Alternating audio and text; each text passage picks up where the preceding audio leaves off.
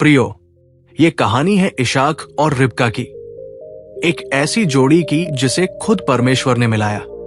एक ऐसा मिलन जो केवल दो लोगों का नहीं था, बल्कि दो आत्माओं का था, जो एक ही विश्वास में, एक ही आशीष में बंध गए। आंखें बंद कीजिए, मन को शांत कीजिए और सुनिए ये पवित्र कथा, जो हमें ये सिखाती है कि जब हम अपने जीवन की बागडोर परमेश्वर के हाथों में छोड़ देते हैं, तो हर निर्णय, हर मुलाकात, हर रिश्ता दिव्य हो जाता है। बहुत समय पहले जब अब्राहम बूढ़े हो चुके थे, उन्होंने अपने विश्वसनीय सेवक को बुलाया और कहा, मेरे बेटे इशाक के लिए एक पत्नी ढूंढो, लेकिन किसी भी कनानी स्त्री से नहीं, बल्कि मेरे अपने देश और अपने ही परिवार से। सेवक ने सिर झुकाया और कहा, हे मेरे स्वामी, मैं ये कार्य कैसे कर पाऊंगा? अब्राहम ने शांत स्वर में कहा, चिंता मत करो, क्योंकि प्रभु स्वयं तुम्हारे आगे आगे चलेगा।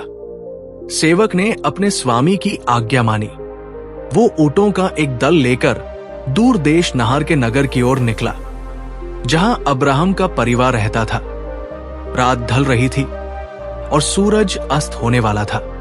वो एक कुएं के पास रुका, जहां स्त्रियां शाम को पानी भरने आती थी।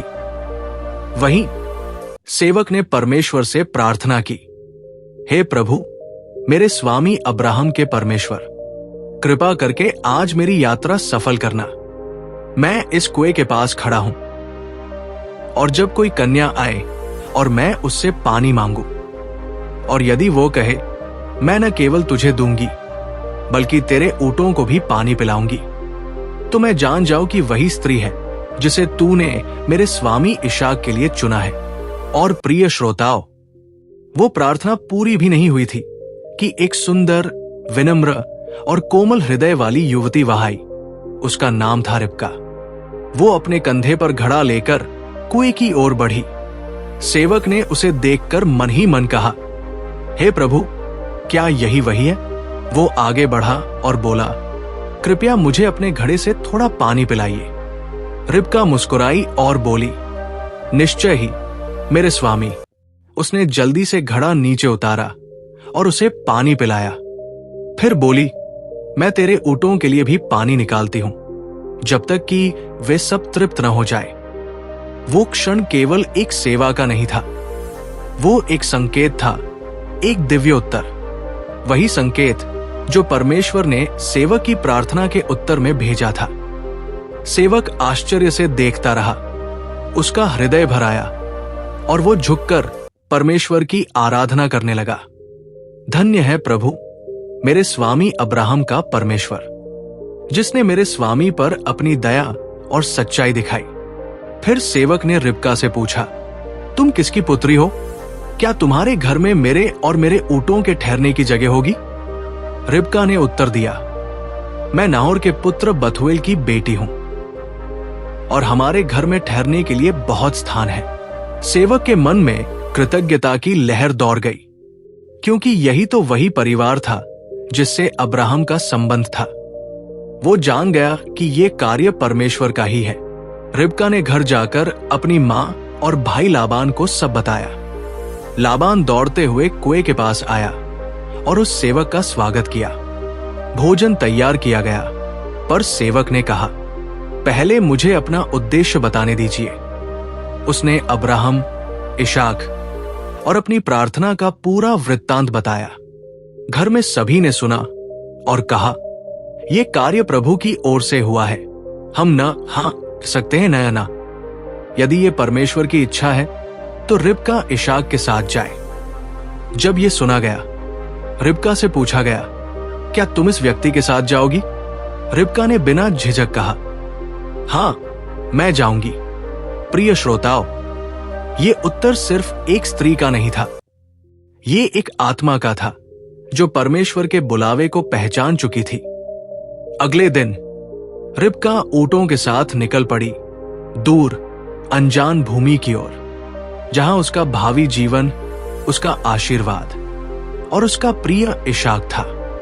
यात्रा लंबी थी, रातों की शांति और दिन की गर्मी के बीच।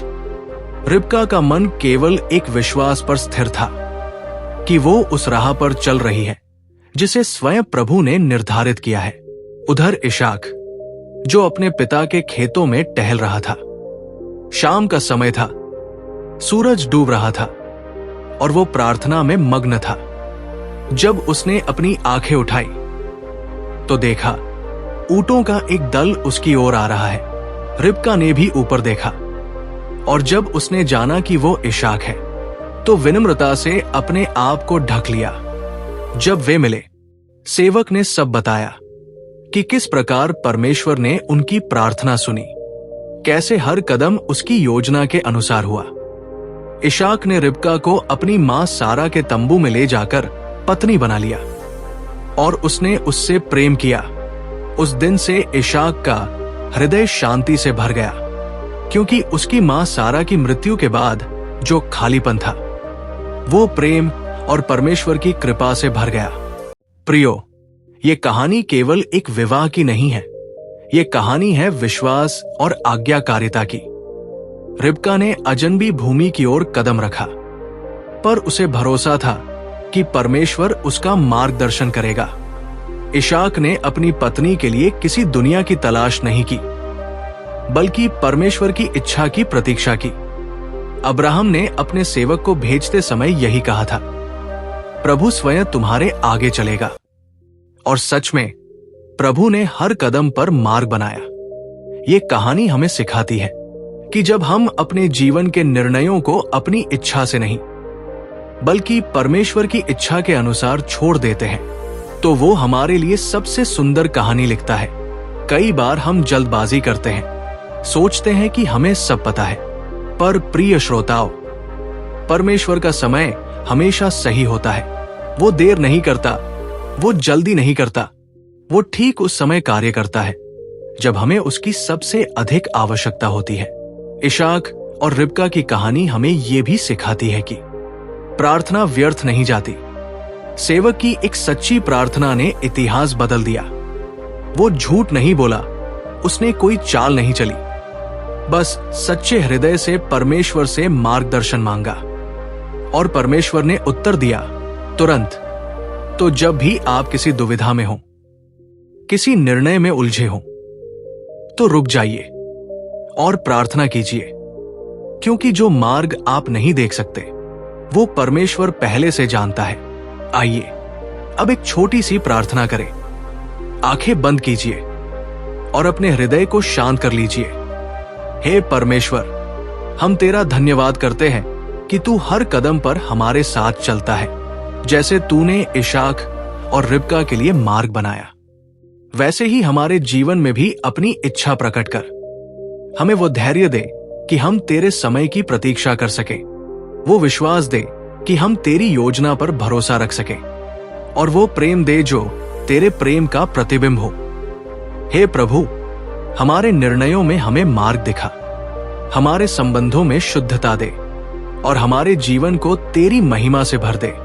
हम तुझसे ये प्रार्थना करते हैं कि हमारे हर रिश्ते में तेरा आशीर्वाद हो और हमारा हर कदम तेरे प्रकाश में हो। आमीन। प्रियो, यदि इस कथा ने आपके हृदय को स्पर्श किया तो इसे अपने मन में संजोए रखिए, क्योंकि हर प्रेम, हर मिलन, हर रिश्ता जब परमेश्वर के हाथों में होता है तो वो सदा के लिए आशीष बन जाता है। ये थी इशाक और रिबका की कहानी, प्रेम, विश्वास और परमेश्वर की योजना की एक दिव्य कथा।